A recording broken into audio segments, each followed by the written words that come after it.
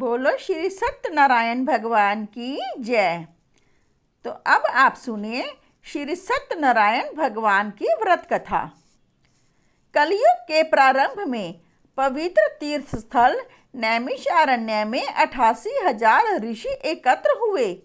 उन ऋषियों ने सर्वश्रेष्ठ मुनि श्री सूत जी से पूछा, हे भगवान, कलयुग में मनुष्य में छल कपट और ईर्ष्या द्वेष के बढ़ जाने से तेजी से अशांति फैल रही है। मनुष्य धर्म कर्म को भूलकर असहायों पर अत्याचार करने और धर्म विरुद्ध आचरण करने में लिप्त है, जिससे वह पापों के बोझ से दबता जा रहा है। ऐसी दशा में मनुष्य इन विकारों से बचते हुए सुख शांति से जीवन व्यतीत कर अंत में मोक्ष को कैसे प्राप्त करे? हे भगवान, मनुष्य के कल्याण के लिए ऐसा कोई उपाय बताइए जिससे मनुष्य को पुण्य मिले और उसकी सभी मनोकामनाएं पूरी हो सके। शास्त्रों के सर्वश्रेष्ठ विद्वान श्री सूत जी ने कहा, हे ऋषियों, आपने जगत के कल्याण की बात पूछी है। अब मैं उस श्रेष्ठ व्रत को कहूँगा जिसके प्रभाव से सभी प्राणी जीवन में सुख संपत्ति और समृद्धि पाते हैं, उनकी सारी इच्छाएं पूरी होती हैं। इस व्रत के विषय में एक बार देवर्षि नारद जी के पूछने पर श्री विष्णु भगवान ने उनसे जो कथा कही थी, उसी कथा को मैं कहता हूँ, आप सभी ध्यान पूर्वक सुने। एक बार देवर्षि नारद मानव के कल्याण की इच्छा से विभिन्न लोकों में घूमते हुए पृथ्वी लोक में पहुँचे। उन्होंने वहां घूमते हुए देखा कि कोई पुरुष बोझा ढो रहा है, कोई भीख मांग रहा है, कोई नेत्रहीन होकर ठोकर खाते हुए जा रहा है। लोगों को कर्मों के अनुसार दुखों से पीड़ित देखकर वे सोचने लगे कि इन प्राणियों के दुख कैसे दूर होंगे।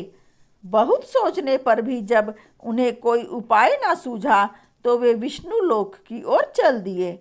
नारद जी को देखकर श्री विष्णु भगवान ने मुस्कुराते हुए उनके आने का कारण पूछा।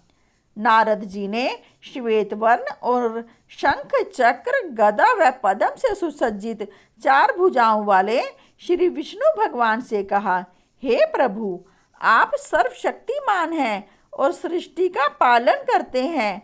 मन और वाणी भी आपके गुणों का वर्णन नहीं कर सकते। आपका ना कोई आदि, ना मध्य और ना ही अंत है। आप सृष्टि के कण कण में विद्यमान हैं और अपने भक्तों के मनोरथ पूर्ण करने वाले हैं। मैं आपको नमस्कार करता हूँ। देवर्षि नारद जी की बातें सुनकर श्री विष्णु भगवान मुस्कुराते हुए बोले, हे मुनि श्रेष्ठ, निसंकोच अपने आने का कारण बताइए। नारद जी ने कहा, हे प्रभु, पृथ्वी लोक में मानव अपने अपने कर्मों के अनुसार अनेक प्रकार के दुखों से पीड़ित हो रहे हैं।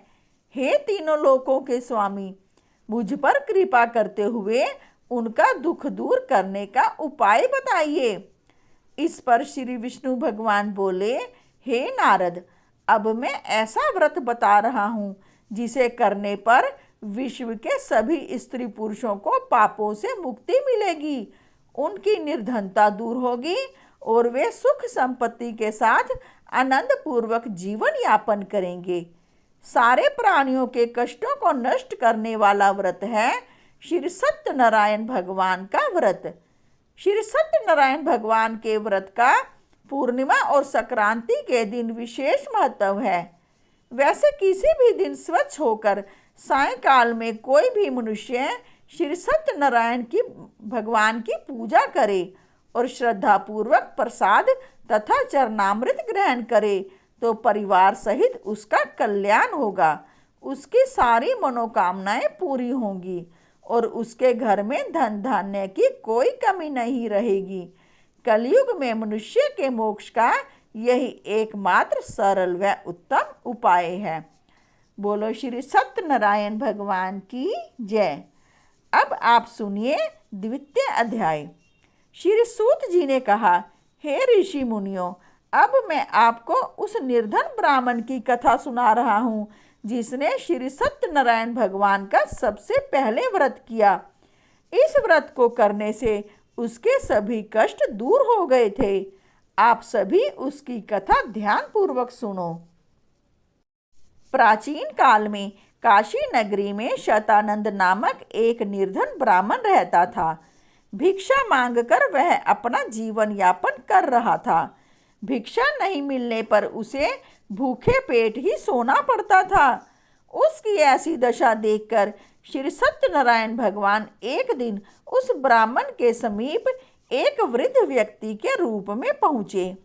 उन्होंने उस ब्राह्मण से पूछा, हे विप्र, तुम इस प्रकार कष्ट सहते हुए कैसे जीवन यापन कर रहे हो? यह सुनकर ब्राह्मण बोला, हे मित्र, मैं बहुत गरीब ब्राह्मण हूँ। आय का कोई साधन ना होने से भिक्षा मांगकर किसी प्रकार अपना जीवन यापन कर रहा हूँ। यदि आप मेरी निर्धनता को दूर करने का कोई उपाय जानते हो तो कृपा करके बताएं। तब वृद्ध व्यक्ति ने कहा, हे मित्र, श्री सत्यनारायण भगवान की पूजा करने, उनका व्रत करने, व्रत कथा सुनने और प्रसाद ग्रहण करने से तुम्हारी गरीबी अवश्य ही दूर होगी और तुम्हारी सारी मनोकामनाएं पूरी होंगी। ब्राह्मण को व्रत का विधि विधान बताकर वृद्ध व्यक्ति रूपी श्री सत्यनारायण भगवान वहां से चले गए। निर्धन ब्राह्मण ने वृद्ध व्यक्ति द्वारा बताए गए व्रत को करने का निश्चय किया। प्रातःकाल उठकर श्री सत्यनारायण भगवान का व्रत रखने का निश्चय कर वह ब्राह्मण भिक्षा मांगने के लिए गए। उस दिन उसे भिक्षा में बहुत धन मिला। घर लौटकर उसने अपने आसपास के लोगों के साथ श्री सत्यनारायण भगवान की पूजा की और उन्हें व्रत कथा सुनाई। फिर सभी को प्रसाद देकर स्वयं भी ग्रहण किया। कुछ ही दिनों में उस ब्राह्मण की गरीबी दूर हो गई। उसके घर में धन धान्य की वर्षा होने लगी। अब वह ब्राह्मण हर माह श्री सत्यनारायण भगवान का व्रत करने लगा। हे श्रेष्ठ मुनियों, श्री सत्यनारायण भगवान का व्रत और पूजा करने से उस निर्धन ब्राह्मण के सभी कष्ट दूर हो गए। उस ब्राह्मण से श्री सत्यनारायण भगवान की व्रत कथा सुनकर अन्य व्यक्ति भी उनका व्रत करते हुए पूजा करने लगे। अब मैं आपको उन व्यक्तियों की भी कथा सुनाता हूँ जिनके कष्ट यह व्रत करने से दूर हुए। धन संपदा से संपन्न उस ब्राह्मण ने जब अगले माह श्री सत्यनारायण भगवान का व्रत किया तो उसमें बहुत से बंधु बांधव और मित्र सम्मिलित हुए। उसी समय एक वृद्ध लकड़हारा वहां से गुजरा। बहुत तेज प्यास लगने के कारण वह जल पीने की इच्छा से लकड़ियों के गट्ठर को जमीन पर रखकर घर के आंगन में गया। वहां ब्राह्मण को व्रत करते देखकर उसने ब्राह्मण से पूछा, आप किसकी पूजा कर रहे हैं? इस व्रत को करने से क्या लाभ होता है? कृपा करके मुझे बताइए। तब ब्राह्मण ने कहा, मैं अपने बंधु बांधवों के साथ श्री सत्यनारायण भगवान का व्रत और पूजन कर रहा हूँ। श्री सत्यनारायण भगवान की पूजा से ही मेरी निर्धनता दूर हुई है और मेरे घर में धन धान्य के भंडार भरे हैं। ब्राह्मण से इस व्रत के विषय में जानकर वृद्ध लकड़हारा बहुत प्रसन्न हुआ और भगवान का प्रसाद लेकर चला गया। चलते हुए लकड़हारे ने सोचा कि आज इन लकड़ियों को बेचने पर जो धन मिलेगा उस धन से मैं श्री सत्यनारायण भगवान की पूजा करूंगा। ऐसा विचार करने के कारण उस दिन उसे लकड़ियों के पहले से अधिक रुपए मिले। उसने उन रुपयों से केले की फली, घी, दूध, दही, गेहूं का आटा और शक्कर आदि सामग्री ली। घर लौटकर उसने अपने परिवारजनों के साथ श्री सत्यनारायण भगवान का व्रत और पूजन किया। श्री सत्यनारायण भगवान की पूजा करने और व्रत कथा सुनने के उपरांत प्रसाद बांटकर उसने स्वयं भी प्रसाद ग्रहण किया। इससे लकड़हारे के घर में धन धान्य की वर्षा होने लगी। श्री सत्यनारायण भगवान की पूजा करते हुए लकड़हारा आनंद पूर्वक जीवन बिताकर अंत में बैकुंठ धाम गया। अब सुनिए तृतीय अध्याय। श्री सूत जी ने कहा, हे श्रेष्ठ ऋषि मुनियों, अब मैं आगे की कथा सुनाता हूँ।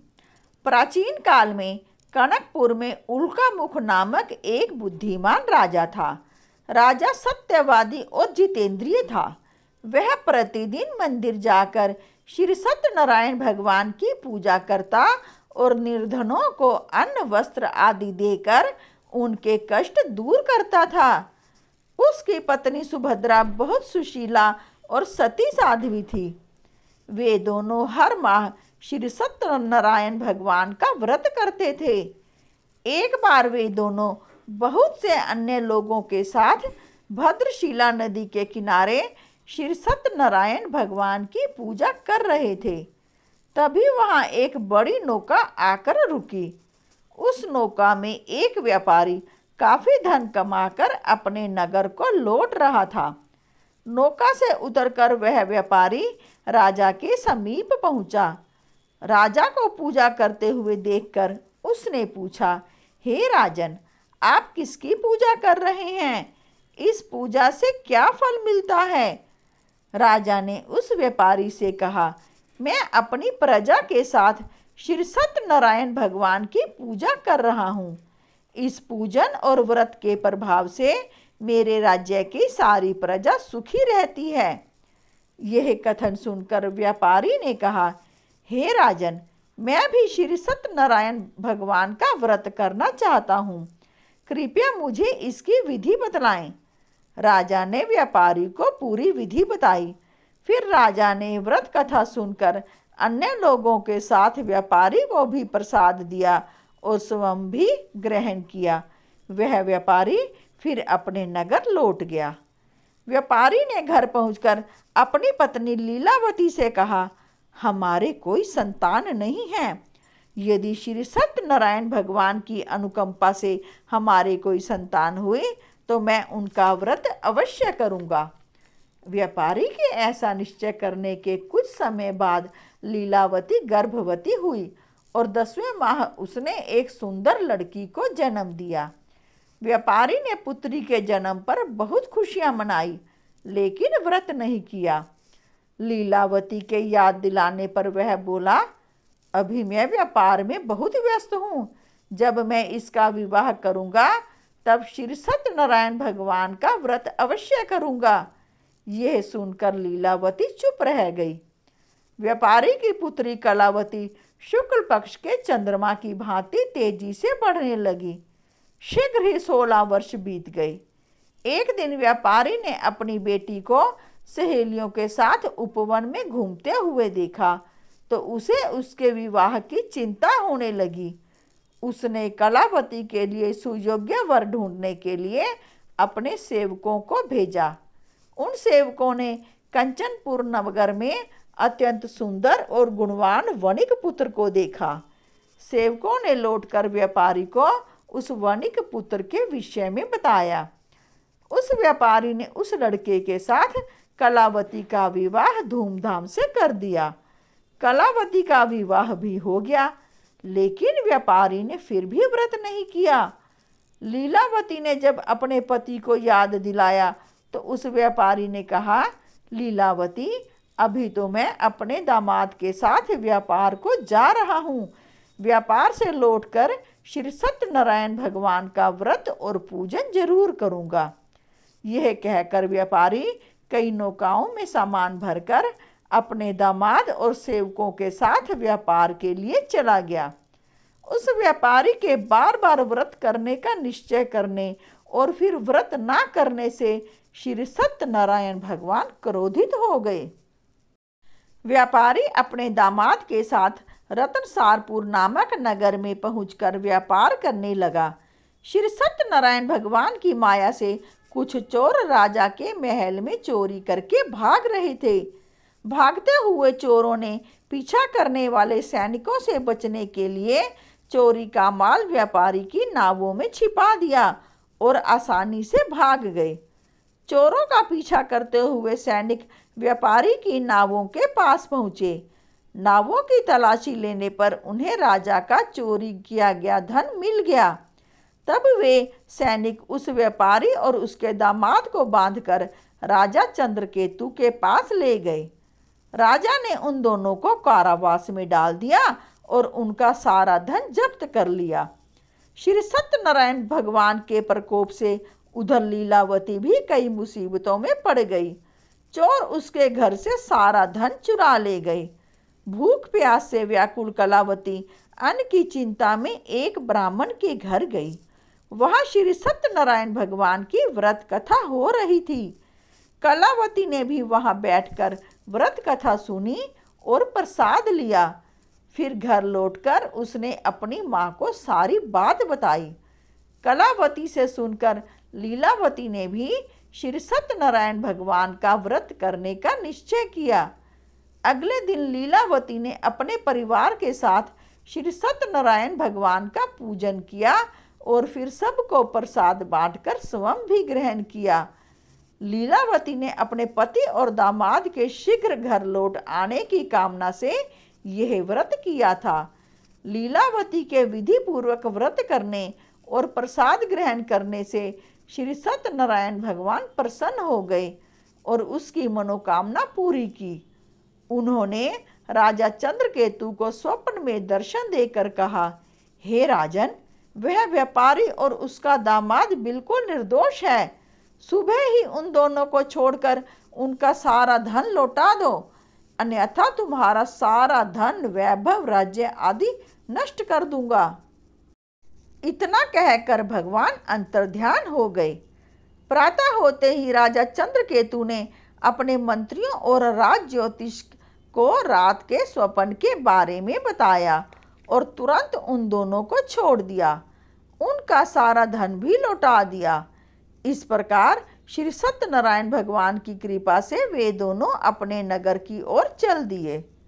अब आप सुनिए चतुर्थ अध्याय। श्री सूत जी बोले, उस व्यापारी ने अपने दामाद के साथ शुभ मुहूर्त में नौकाओं से प्रस्थान किया। लंबी यात्रा के बाद एक नगर के तट पर नौकाओं को रोककर दोनों भोजन करके विश्राम करने लगे। तभी श्री सत्यनारायण भगवान साधु के रूप में वहां पहुंचे। उन्होंने व्यापारी से पूछा, हे वणिक, तेरी नौकाओं में क्या है? मन ही मन यह सोचकर कि साधु अवश्य ही कुछ मांगने की इच्छा से पूछ रहा है, व्यापारी ने झूठ बोल दिया, हे दंडी स्वामी, मेरी नौकाओं में तो बेल और पत्ते भरे हैं। व्यापारी के झूठे वचन सुनकर भगवान ने कहा, हे वैश्य, तुम्हारा वचन सत्य होगा। इतना कहकर दंडी वेशधारी भगवान वहां से चले गए। व्यापारी ने जब अपनी नौकाओं में बेल और पत्ते भरे हुए देखे तो वह मूर्छित होकर गिर पड़ा। कुछ देर बाद जब उसकी मूर्छा दूर हुई तो वह विलाप करने लगा। तब उसके दामाद ने कहा, यह सब उस दंडी साधु के श्राप की वजह से हुआ है, अतः हमें उनकी शरण में जाना चाहिए। वही हमें इस विपत्ति से छुटकारा दिलाएंगे। दामाद के वचन सुनकर वह व्यापारी उस दंडी साधु को खोजने लगा। थोड़ी देर ढूंढने के बाद एक वृक्ष के नीचे दंडू साधु को देखकर उस व्यापारी ने उस साधु के चरणों में गिरकर क्षमा मांगी। दंडी रूपधारी भगवान ने कहा, हे वणिक, तेरे बार बार झूठ बोलने की वजह से ही मैंने तुझे इतना दंड दिया है। तूने बार बार श्री सत्यनारायण भगवान अर्थात मेरी पूजा करने का प्रण लिया, लेकिन कभी पूजा नहीं की। तब व्यापारी ने हाथ जोड़कर कहा, हे भगवान, आप तो दीन दुखियों के कष्ट दूर करने वाले हैं। मेरी इस गलती को क्षमा करें। आपके रूप को तो ब्रह्मा आदि भी नहीं जान पाते, फिर भला मैं अज्ञानी कैसे समझ सकता हूँ। अब मैं सदैव श्री सत्यनारायण भगवान का व्रत और पूजन किया करूँगा। आप मुझ पर कृपा करें। व्यापारी की क्षमा याचना सुनकर भगवान ने उसे क्षमा कर दिया। तभी व्यापारी की नौकाओं में भरे हुए बेल और पत्ते पुनः धन धान्य में परिवर्तित हो गए। व्यापारी ने अपने दामाद के साथ अगले दिन श्री सत्यनारायण भगवान का व्रत और पूजन किया। फिर व्यापारी अपने नगर की ओर चल दिया। अपने नगर में पहुंचकर व्यापारी ने एक सेवक को अपने घर भेजा।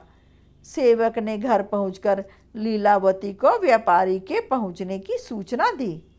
लीलावती और कलावती श्री सत्यनारायण भगवान की पूजा कर रही थी। पति और दामाद के लौट आने का समाचार सुनकर लीलावती ने पूजा पूरी करके प्रसाद ग्रहण कर अपनी बेटी से कहा, बेटी, मैं अपने पति के दर्शन को जा रही हूँ, तू घर का काम पूरा करके आ जाना। यह कहकर लीलावती चली गई। पति से मिलने की खुशी में कलावती प्रसाद ग्रहण किए बिना ही घर से निकलकर नदी किनारे पहुंच गई। उसके प्रसाद ग्रहण न करने पर भगवान क्रोधित हो गए। उन्होंने व्यापारी की नौकाओं को उसके दामाद सहित नदी में डुबो दिया। अपने पति को वहां ना पाकर कलावती जोर जोर से रोने लगी। तब व्यापारी ने कहा, पुत्री, अवश्य ही तुझसे कोई भूल हुई है जिससे भगवान ने तुझे यह दंड दिया है। तब व्यापारी ने भगवान से प्रार्थना की, हे भगवान, मेरे परिवार के किसी सदस्य से कोई भूल हुई हो तो उसे क्षमा कर देना। तभी आकाशवाणी हुई, हे वणिक, तेरी पुत्री मेरा प्रसाद छोड़कर चली आई है। उसकी इस भूल के कारण ही नावों के साथ साथ तुम्हारा दामाद भी नदी में डूब गया है। यदि अभी तेरी पुत्री प्रसाद ग्रहण करके वापस आए तो ही उसे पति के दर्शन होंगे और डूबी हुई नौकाएं भी जल के ऊपर आ जाएंगी। यह सुनकर कलावती वापस गई और श्रद्धापूर्वक प्रसाद ग्रहण करके वापस आई। कलावती के प्रसाद ग्रहण करके लौटते ही नौकाएं जल के ऊपर आ गई। व्यापारी का दामाद भी सुरक्षित नदी से बाहर निकल आया। घर लौटकर व्यापारी ने अपने परिवार और बंधु बांधवों के साथ श्री सत्यनारायण भगवान की पूजा की और सबको प्रसाद बांटकर स्वयं भी ग्रहण किया। भगवान का विधिवत पूजन करने से उस व्यापारी का घर धन धान्य से भरपूर हो गया। उसकी सारी मनोकामनाएं पूरी हुई और वह सुखपूर्वक जीवन यापन करता हुआ अंत में वैकुंठ धाम को चला गया। अब आप सुनिए पंचम अध्याय। श्री सूत जी बोले, हे ऋषि मुनियों, मैं एक अन्य कथा भी सुनाता हूँ। कौशलपुर में तुंगध्वज नाम का एक राजा था। उसकी प्रजा सुखपूर्वक रह रही थी, लेकिन एक बार उसने भी श्री सत्यनारायण भगवान का प्रसाद ग्रहण नहीं किया, जिससे उसे बहुत दुख झेलने पड़े। एक दिन राजा तुंगध्वज जंगल में हिंसक जानवरों का शिकार करने गया था। शिकार के पीछे तेजी से घोड़ा दौड़ाते हुए वह अपने सैनिकों से अलग हो गया। शिकार की दौड़ धूप से वह बहुत थक गया था। कुछ देर विश्राम करने के लिए वह एक बड़े वृक्ष के नीचे बैठ गया। समीप ही कुछ ग्वाले भी श्री सत्यनारायण भगवान का पूजन कर रहे थे। राजा उनके पास से गुजरा, लेकिन उसने भगवान को नमस्कार नहीं किया।